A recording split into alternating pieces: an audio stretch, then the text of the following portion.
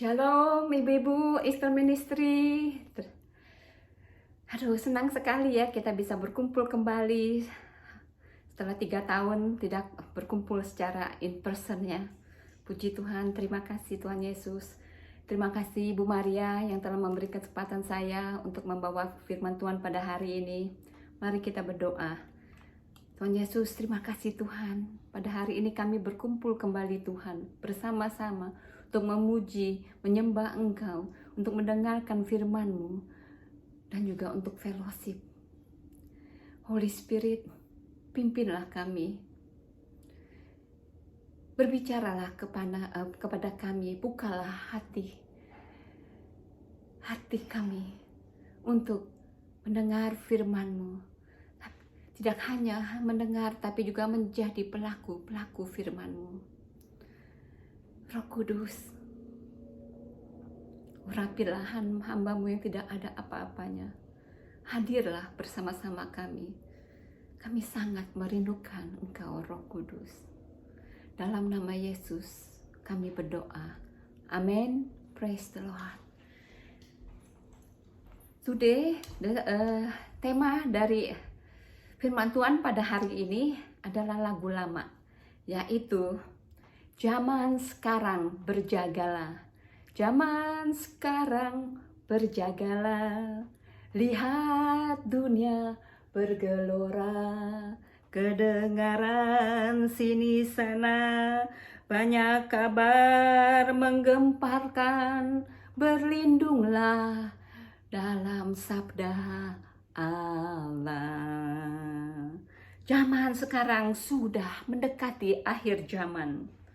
Sakit penyakit bermacam-macam, virus berganti-ganti, peperangan di mana-mana, bencana alam, ekonomi semakin parah. Kemerosotan moral semakin mendalam. Pernikahan sesama jenis sudah diresmikan di mana-mana, termasuk di Vancouver. Di public school ditanamkan kepada anak-anak bahwa it's okay untuk menyukai sesama jenis. Transgender di mana-mana. Bahkan di Amerika sudah dilegalkan, anak 10 tahun bisa memutuskan kalau dia mau mengganti jenis kelaminnya. Kepekaan akan Tuhan sangat tipis. Tidak percaya dan tidak takut akan Tuhan. Hati menjadi keras meskipun sudah melihat tangan Tuhan bekerja, tapi tetap tidak percaya. Depresi, stres, cemas, anxiety sudah seperti penyakit umum zaman sekarang. Di mana-mana tidak memandang umur, terutama menyerang anak-anak muda. Anak-anak zaman sekarang sangat fragile sekali, mudah rapuh, mudah terluka. Kita sebagai orang tua harus hati-hati berbicara kepada mereka. Seingat saya, waktu zaman saya dulu, saya harus hati-hati berbicara kepada papa saya. Kalau salah sedikit saya tuh dikemplang ya. Tapi kali ini terbalik ya. Bahkan kadang-kadang ada orang tua yang takut kepada anaknya. Akhir zaman sudah mendekat. Oleh karena itu si iblis menjadi semakin giat dan gencar dan kerja lembur untuk melaksanakan tugasnya, yaitu mencuri, membunuh, menghancurkan. Dan sekarang tugas dia menyerang orang-orang percaya. Mari kita bahas, apa sih berjagalah? Kenapa Tuhan mau kita berjaga? Berjaga di sini berarti bersiap-siap. Sebelum si iblis menyerang kita, atau pada saat masalah datang, kita sudah siap siaga. Seorang prajurit dalam peperangan, pada saat dia menjaga bentengnya, pertama harus kuat secara jasmani. Kemudian dia memerlukan senjata-senjata untuk melawan musuhnya. Kalau dia tidak sehat secara fisik, angkat senjata saja tidak kuat, maka habislah diserang dengan musuh. Tapi peperangan kita bukannya secara fisik. Efesus 6 ayat 12. Karena perjuangan kita bukanlah melawan darah dan daging, tapi melawan pemerintah-pemerintah, melawan penguasa-penguasa, melawan penghulu-penghulu dunia yang gelap ini, melawan roh-roh jahat di udara. Pastor Paul mengingatkan kita dalam Efesus 6 ayat 10 dan 11. Akhirnya hendaklah kamu kuat di dalam Tuhan, di dalam kekuatan kuasanya. Kenakanlah seluruh perlengkapan senjata supaya kamu dapat bertahan melawan tipu muslihat iblis. Di sini Paul berkata, hendaklah kamu kuat di dalam Tuhan, di dalam kekuatan kuasanya, bukan kekuatan kita sendiri. Kenakanlah seluruh perlengkapan senjata. Hidup benar di mata Tuhan, hidup kudus di mata Tuhan. Iman percaya yang teguh, hidup sesuai dengan firman Tuhan, menjadi pelaku firman, dan selalu berdoa setiap saat, berkomunikasi dengan Tuhan. Pada saat kita ada di level ini janji Tuhan Yesus kepada kita anak-anaknya. Yohanes 14 ayat 15-16. Karena kalau kalian mengasihi aku, kalian akan mengikuti, menuruti semua perintahku. Lalu aku akan meminta kepada Bapa supaya dia memberi penolong yang lain untuk menyertai dan menolong kalian selama-lamanya. Wow, penolong ini kita pasti sudah tahu ya. Penolong ini adalah Roh Kudus. Bulan Juni ini kita merayakan Hari Pantekosta. Setiap gereja pada minggu itu membicarakan tentang pencurahan Roh Kudus. Dan pada saat pencurahan Roh Kudus terjadi, pada saat Pantekosta, semua murid Tuhan Yesus mendapat baptisan Roh Kudus, berbicara dalam bahasa roh dan bahasa-bahasa lain yang mereka tidak mengerti. Sejak itu, mereka menjadi murid yang penuh kuasa dan banyak melakukan mukjizat-mukjizat, banyak melakukan penyembuhan-penyembuhan karena kuasa dari Roh Kudus berserta mereka. Roh Kudus memberi kuasa kepada mereka untuk menjalankan misinya, mengabarkan kabar gembira. Sebelum pencurahan Roh Kudus terjadi, pada zaman Perjanjian Lama juga, Roh Kudus hanya diberikan pada orang-orang yang terpilih, seperti nabi-nabi, Raja Daud, bahkan Tuhan Yesus sendiri terpenuhi Roh Kudus sebelum pelayanannya selama 3 tahun. Kita semua yang menerima Tuhan Yesus sebagai juru selamat kita sudah ada Roh Kudus. Roh Kudus diam di dalam kita, dwelling in us. Zaman sekarang kita sangat memerlukan Roh Kudus dalam kehidupan kita. Mari kita aktifkan, kita libatkan Roh Kudus dalam kehidupan kita. Tidak hanya pada saat kita memerlukan, tapi setiap hari kita libatkan dia, dipimpin dengan Roh Kudus, lead by the Holy Spirit. Pada saat di pertengahan saya mempersiapkan firman Tuhan ini, saya sedikit mandek ya. Saya tidak tahu mulai dari mana untuk berbicara mengenai Roh Kudus. Lalu Roh Kudus berbicara kepada saya, share your experience with me. Saya mau share tentang pengalaman saya sebelum dan sesudah saya menerima pembaptisan Roh Kudus dan melibatkan Roh Kudus dalam kehidupan saya. Pengalaman ini untuk kemuliaan nama Tuhan saja. Saya dibaptis, saya menerima Tuhan Yesus, dibaptis tahun 1981. Saya tahu Tuhan Yesus cinta saya dan mati di kayu salib buat saya. Saya senang ke gereja, kadang-kadang saya memimpin pujian di kaum wanita, tapi dosa tetap dominan di dalam hidup saya. Singkat cerita, saya punya pacar yang beragama Buddha. Dia tidak mau ke gereja ya, dia akan antar aku ke gereja, tapi dia tak akan tunggu di mobil dan tidur di mobil sampai saya selesai lah. Tapi saya tetap pacaran sama dia. Orangnya mampan, keluarga saya suka sama dia. Tapi pada saat dia sudah mulai serius membicarakan pernikahan, saya merasa tidak nyaman. Saya merasa, oh no, something inside of me, something di dalam saya merasakan, no, kamu tidak bisa menikah dengan ini. Pada saat itu saya tidak tahu itu Holy Spirit ya. Dan saya mendapat banyak pressure lah dari keluarga saya. Karena pada saat itu saya sudah berumur 26, teman-teman saya sudah pada menikah dan punya anak. Dan saya tidak the pressure is sangat besar. Lalu saya memutuskan untuk melarikan diri. Saya melarikan diri ke New Zealand. Saya memberitahu kepada keluarga saya mau belajar bahasa Inggris. Padahal saya melarikan diri ya. I love New Zealand. Singkat cerita, Tuhan Yesus menangkap saya kembali dan saya lahir kembali. Puji Tuhan, praise the Lord. Gereja di sana hampir setiap khotbah-khotbahnya pada saat saya di sana mengenai hidup kudus di mata Tuhan. Di sana saya benar-benar hidup benar, tidak kompromi. Dan kira-kira 1 bulan saya mendapat baptisan Roh Kudus ketika saya berada di dalam kamar kecil saya di rumah homestay saya. Saya mendapat lawatan, saya berbicara bahasa roh. Itu terjadi di tahun 1990. My life changed forever, praise the Lord. Hidup saya berubah, puji Tuhan.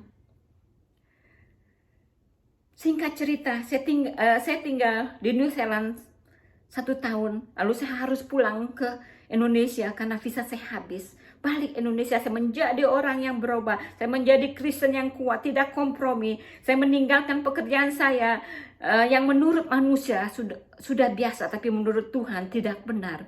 Tuhan memberkati saya dengan pekerjaan yang lebih baik dan gaji saya 2 kali lipat. Dan banyak sekali kesaksian-kesaksian saya di mana Tuhan begitu nyata dalam pekerjaan saya, dalam kehidupan saya. Tangan Tuhan berserta dengan saya.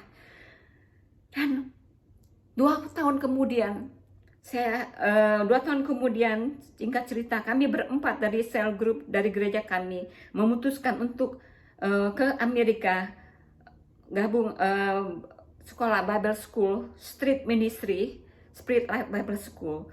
Di sekolah itu kita diwajibkan tiap pagi sebelum mulai sekolah berbahasa lidah 30 menit. Mengaktifkan Roh Kudus di dalam kehidupan kita. Meskipun kita di sekolah Alkitab, tapi banyak sekali percobaan. Di sana Roh Kudus bekerja, mengingatkan saya untuk tidak kompromi. Pengalaman pertama saya di sana dengan pekerjaan Roh Kudus yaitu pada tengah malam. Saya tiba-tiba dibangunkan untuk mendoakan keponakan saya. Saya dibangunkan, saya berbicara bahasa roh dengan sangat keras ya. Seperti pertengkaran rohani.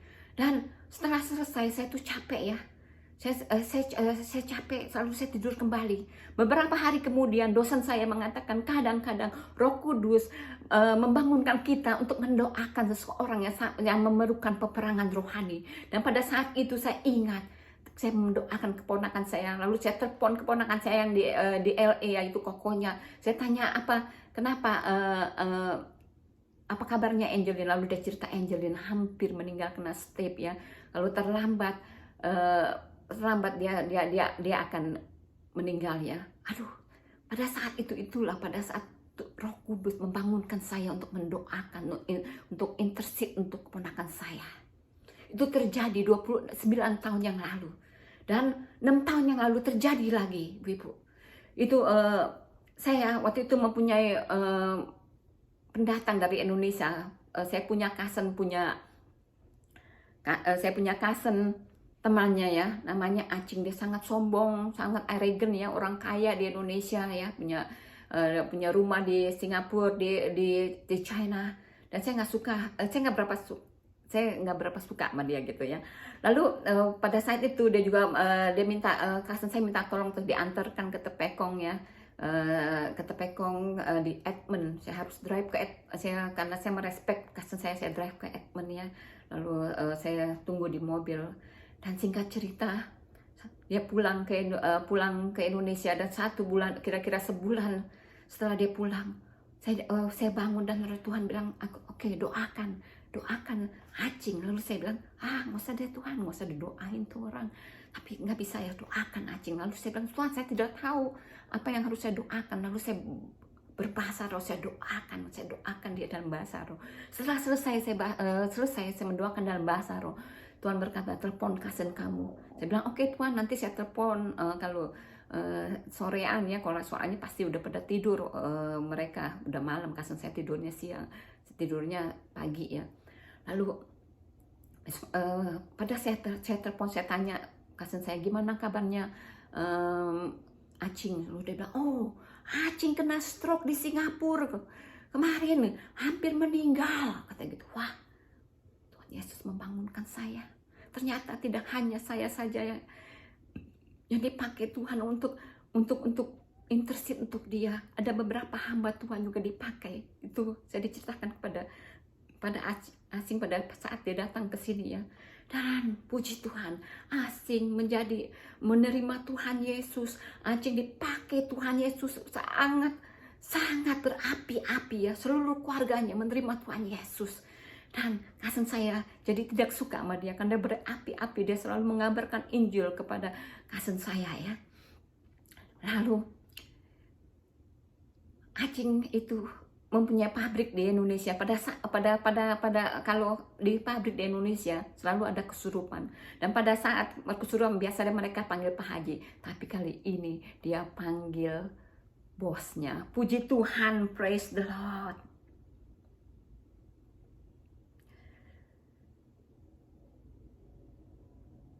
Dan banyak sekali, ada dua kali juga mana Roh Kudus membangunkan saya untuk mendoakan teman SMA saya sakit.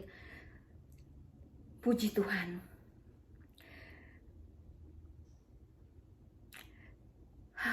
Roh Kudus pekerjaan Roh Kudus amat sangat dahsyat ya. Dari apa yang saya alami sebelum dan sesudah saya mendapat curahan Roh Kudus adalah saya lebih peka akan Tuhan. Dosa tidak berdominasi lagi dalam hidup saya. Selama saya menjadi Kristen di tahun 81 dan 83, 8 tahun, saya tidak bisa mengalahkan tipu muslihat iblis. Gampang jatuh dalam dosa, tidak sensitif dengan suara Roh Kudus. Daging saya lebih kuat. Yang kedua, saya menjadi pemberani, boldness, mengabarkan Injil. Keberanian itu bukan my cup of tea, karena saya itu pemalu, pendiam. Itu bukan saya sendiri kadang-kadang kaget. Kok bisa ya? Saya kalau lagi evangelism tuh, itu bukan saya. Saya di Amerika, I love waktu kita ministry di Amerika, saya so boldness ya, saya tidak takut ya. Banyak sekali kesaksian di mana Roh Kudus begitu menyertai saya di Amerika. Dan juga tahun lalu saya evangelis bersama gereja kami. Kita ke New West ya, station, tapi waktu itu sepi. Lalu saya jalan sendiri, saya lewatin bar, saya melihat ada seseorang pria yang bertatu, setengah umur, beokannya. Lalu saya samperin dia gitu ya. Saya bilang, saya kenal, do you know about Jesus? Lalu dia bilang, I'm not interested.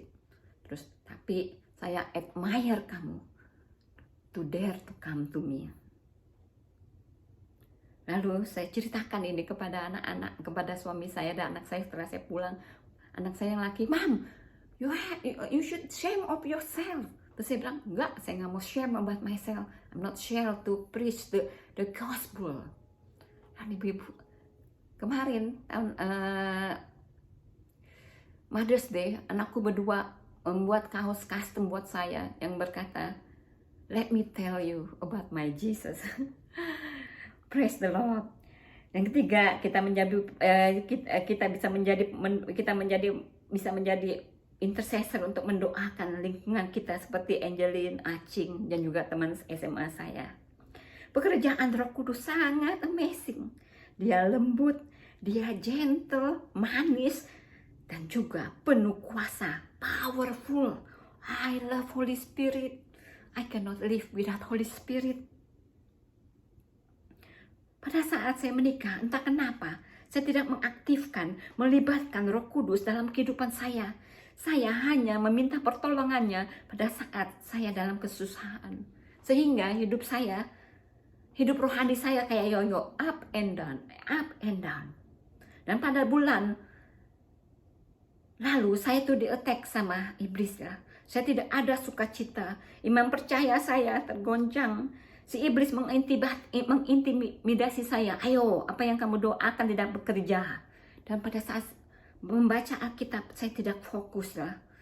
Ini terjadi pada saat saya join Korean Ministry pada hari Selasa, melayani di Woli, melayani drug addict, pecandu obat, homeless, dengan memberikan mereka cup of noodle, sandwich, hot chocolate, tea, jus, dengan troli berjalan keliling dan melayani mereka dengan mendoakan dan menginjili mereka.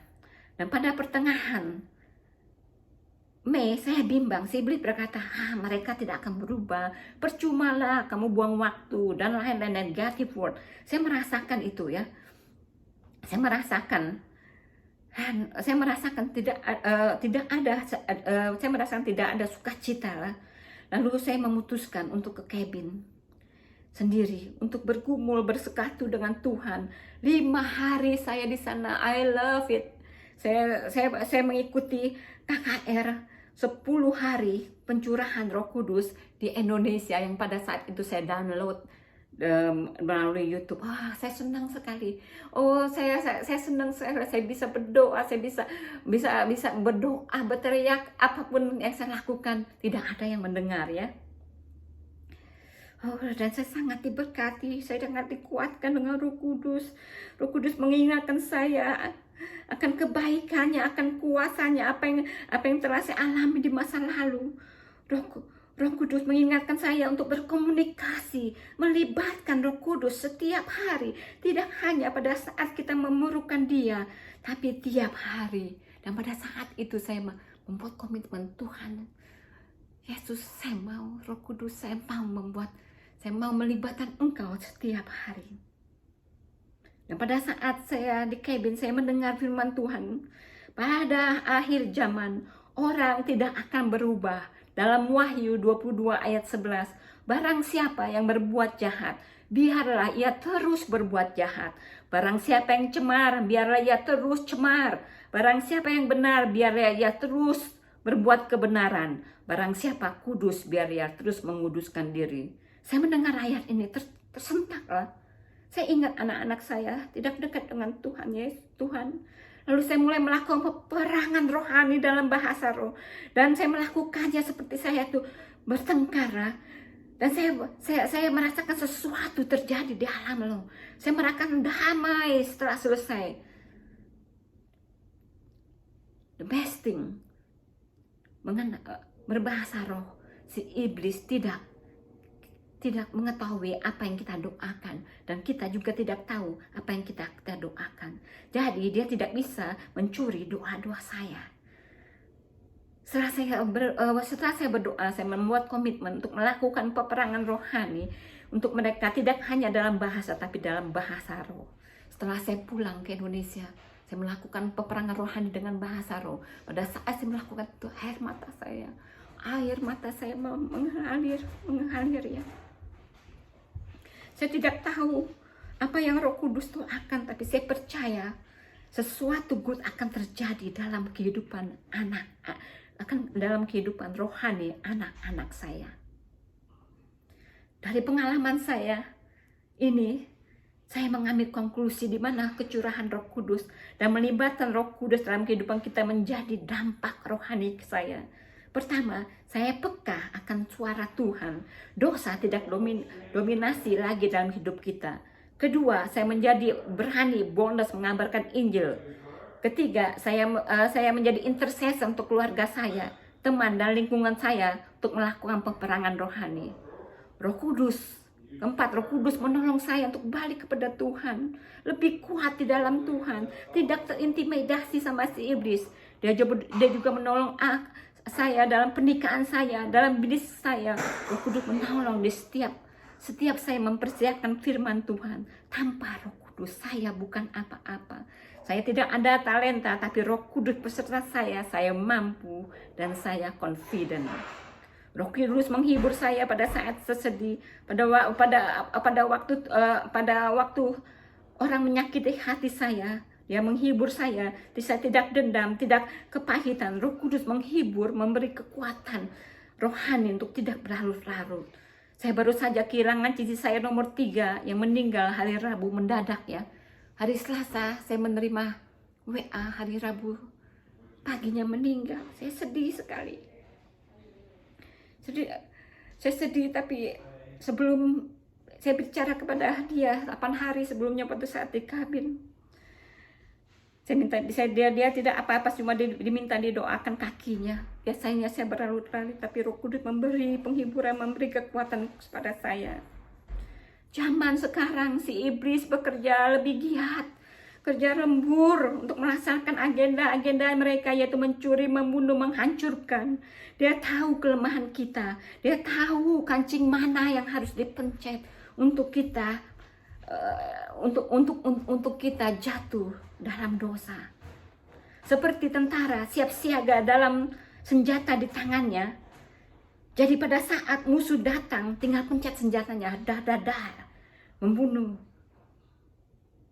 Kalau senjatanya tidak di tangan, dan pada saat musuh datang, terlambat, dan musuh akan menembak dia. Sama seperti kehidupan rohani kita, Roh Kudus ada di dalam hati kita, indwelling in us.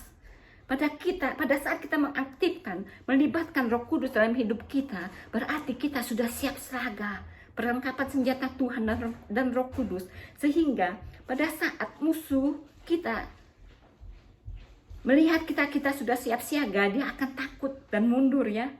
Kalaupun dia tetap menyerang, kita sudah siap siaga pada saat sudah siap siaga, dan pada saat Tuhan Yesus mau memakai kita dengan talenta yang kita ada, atau menjadi tentara peperangan rohani untuk orang, untuk keluarga kita, untuk teman kita, untuk lingkungan kita sudah siap.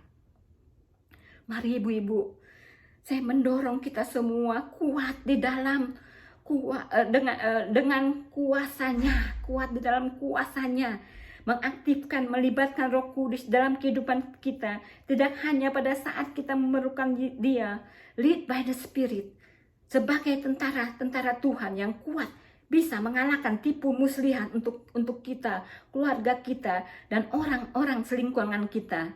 Apapun talenta kita yang kita ada, kita akan lebih mantap dan lebih berkuasa karena Roh Kudus beserta kita. Puji Tuhan, pembaptisan Roh Kudus adalah free gift untuk semua orang yang percaya.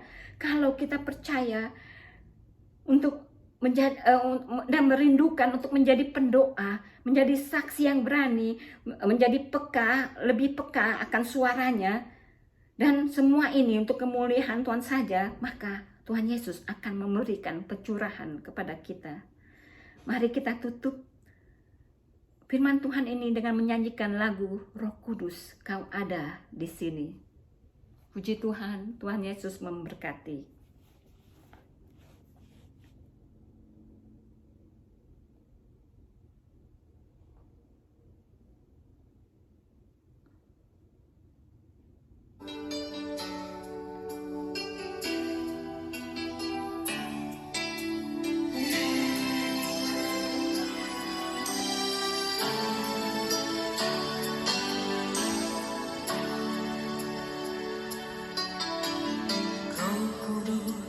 Kau hadir di sini,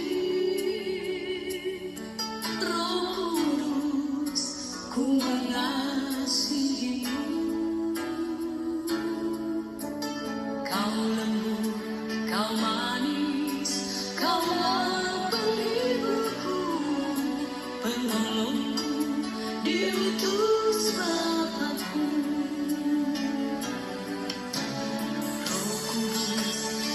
Hadir di sini,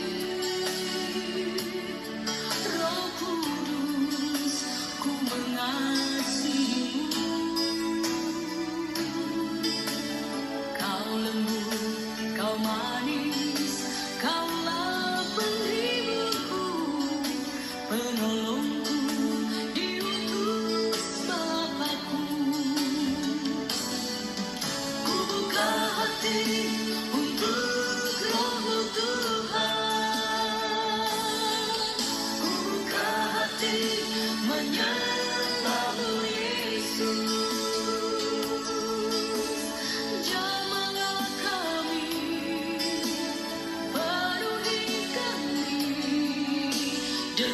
kuasa Allah Maha Tinggi.